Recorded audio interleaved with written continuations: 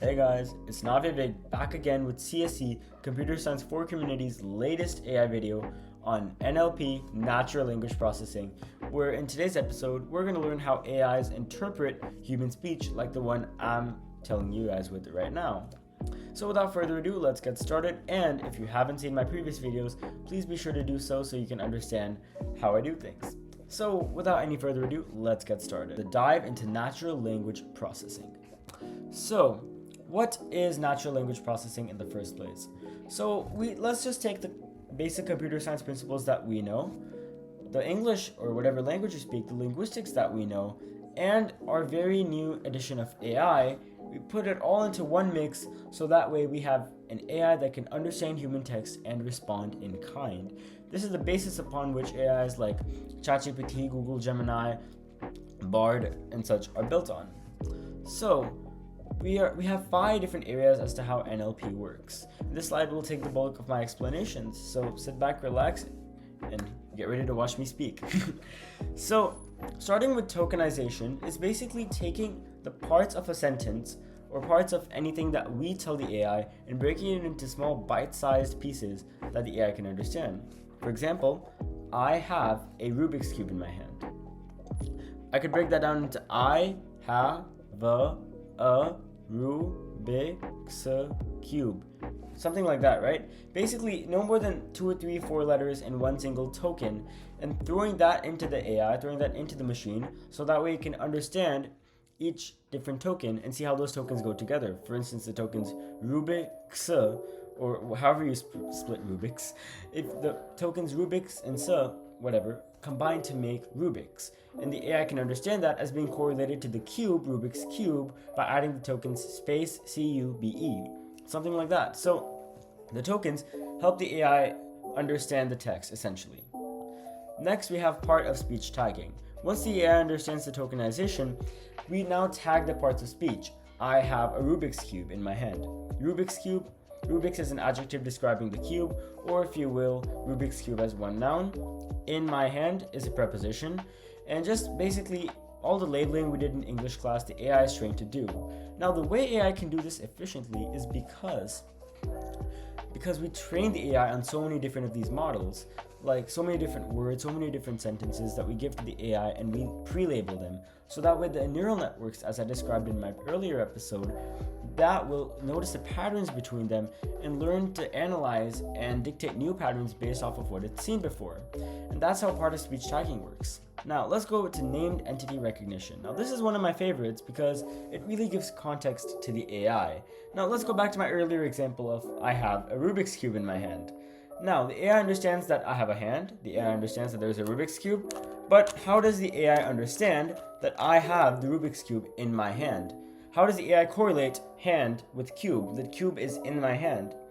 That is a part of named entity recognition, in that the AI, takes different nouns, takes the different parts of my speech and relates them to each other, right? Like, I am working on a computer. What am I working on? A computer. I'm working on a computer on planet Earth. Awesome, the computer is on Earth. Or I'm referring to an Apple store in California. Awesome, Apple store. Where is it? California. And that's basically just putting things in their places so that way the AI can understand what's what. Basically giving the AI an understanding. Next is a more simpler one. We have sentiment analysis. It basically analyzes the tone of a sentence or word or phrase or whatever. So if I say, I'm really happy I won that new football tournament, that's happy. Or, oh dang, I got a 60% of that math test. Oh well, that's negative. So it basically understands the tonality of these different sentences, words, etc. And that's really important because you don't want to tell the AI something really depressing and then have it respond with, great, glad to help. Next, we have language modeling, and this is also a really cool one because it basically helps the AI predict what to say next based on what it knows. It knows the different parts of speech. It knows that after an adjective comes a noun or another adjective, after an adverb comes an adjective, and such. It knows these rules, so it basically uses these rules and what it's learned over the course of its training to basically generate new text.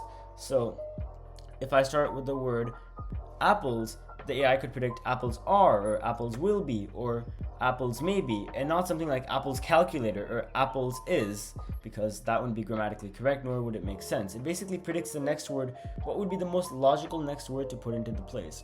If you've ever had your text autocomplete, like the 3 different options on your phone when texting, those autocomplete with like proper grammar, like, okay, this person put one word, what word will that person put next? And it gives you these suggestions. It's basically that, but on steroids with AI. And that's basically the bulk of how NLP, natural language processing, works.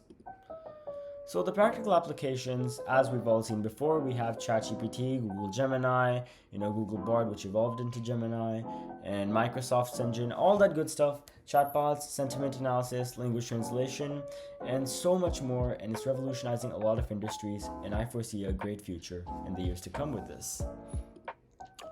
Now, some challenges in NLP are ambiguity in language, context understanding, and cultural nuances that impact language interpretation.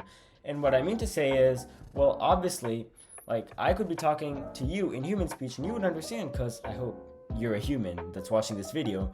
You would understand what I'm saying because you already know how to speak human. The AI, we're giving it a set of instructions that this is how a human should behave. And if a human goes out of grammar, then we obviously train the AI with natural language processing with correct flow of language, and obviously we're much more diverse in that we can speak in many different ways, while the AI only knows the correct way of speaking. Shouldn't be quoting that, it is the correct way. I sometimes don't speak in grammar half the time. And obviously cultural nuances, of course different cultures, different ways of saying things, etc. These are challenges that are continuing to get better, but are challenges nevertheless. Now let's go into some ethical considerations. Obviously, when giving the AI the freedom to understand what it wants, we also have to consider things like the fact that if we're giving the AI the freedom to do what it wants to do, then obviously, at this point in time, AI isn't sentient yet, but it may do some things that we don't necessarily want in an AI. We don't want it to foster. This is why we have to take in ethical considerations. We don't want AIs interpreting things the wrong way in natural language processing.